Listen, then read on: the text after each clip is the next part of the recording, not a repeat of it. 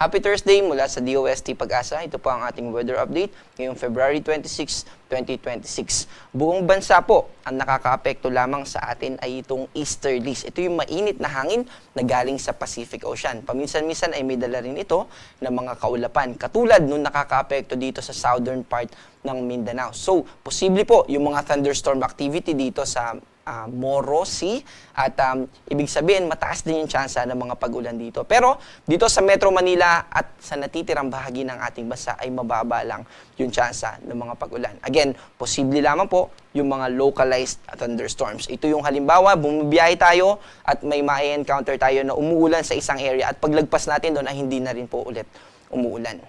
At para po malaman natin yung mga detalye, halimbawa may thunderstorm advisory tayo na inilabas itong kaming Pag-asa, ay pwede natin bisitahin yung panahon.gov.ph at i-click po natin itong bell icon para mapalabas natin kung anong Mindanao PRS, di ba? Kung anong Pag-asa Regional Offices yung nag-issue ng thunderstorm warnings. At kapag po kinlik natin, halimbawa nag-highlight yung ilang area dito, pag kinlik po natin doon natin malalaman yung mga detalye ng thunderstorm advisory na nilabas natin. Also, pwede rin natin i-click itong side ng panahon.gov.ph. Pwede natin piliin itong automatic weather stations. Ito po yung mga monitoring stations natin gamit yung mga AWS natin. Yun din po yung tawag natin, abbreviation. At pwede natin i-click yung rainfall para makita natin kung sa kasalukuyan ba ay umuulan sa ilang lugar sa ating bansa. Pwede rin po natin itong gamitin. Near real time po ito.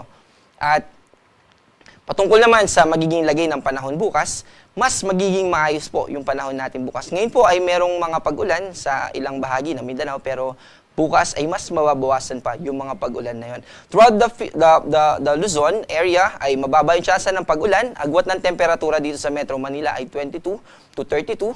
Bukas po ito. At sa Tugigaraw naman ay 22 to 33. At sa Legazpi ay 24 to 32. Dito naman sa Palawan, ganun din dito sa Visayas at Mindanao, tulad ng binanggit natin, bukas ay mababa yung tsansa ng mga pag-ulan. Pero yung mga thunderstorm ay posible pa rin na makaapekto sa atin. So itong Puerto Princesa, yung station natin dito, ang agwat ng temperatura ay 25 to 31. Sa Iloilo naman ay 24 to 31. Sa Cebu ay 25 to 31. At sa Davao ay 25 to 32. Nananatili na wala tayong nakataas na gale warning. At ang pinakamataas na alon na pwede nating ma-encounter ay dito sa eastern coastal area, eastern coast ng Visayas at Mindanao. Posibleng umabot ito ng 2.5 meters. Okay po na maglayag yung mga malalaking sasakyang pandagat, pero kung maliit na mga sasakyang pandagat yung ating gagamitin, ay mag-ingat pa rin po tayo. Dahil yung mga thunderstorm na hinalimbawa natin kanina ay posible na makaapekto sa atin kapag tayo nangisda o tayo ay pumalaot. Para naman sa susunod na 3 araw, ito po yung ating inaasahang panahon. Ito yung forecast natin sa mga piling syudad sa ating bansa. Sa Metro Manila, mananatiling mababa yung tsansa ng pag-ulan. Pero kung mapapansin po natin, nag-iba yung icon dito sa Saturday. Ibig po sabihin yan, muling makakaapekto yung amihan dito sa Baguio City, sa northern part ng ating bansa.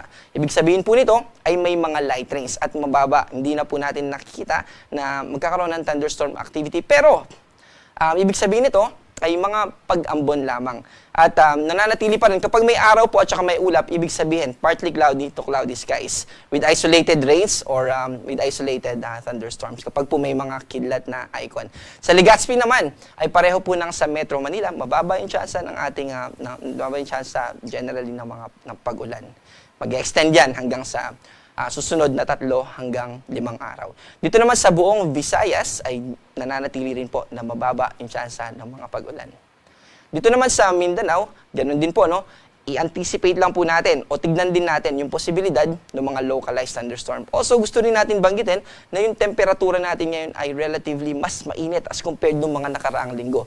Ito po ay dahil sa impluensya nung easterlies. At yung ganitong atmospheric system din, ito yung mga senyales na papunta na tayo dun sa transition. At papalapit na din yung nakikita natin sa ating analysis na sa susunod na mga linggo ay posible na mag-terminate na rin yung ating hanging amihan o yung northeast monsoon. Also, gusto rin po natin banggitin na starting sa March 1 ay mag-i-issue na tayo ng warnings related sa heat index. Ito po yung sukat ng alinsangan o yung discomfort na pwede nating maramdaman kapag tayo ay exposed sa mainit na panahon.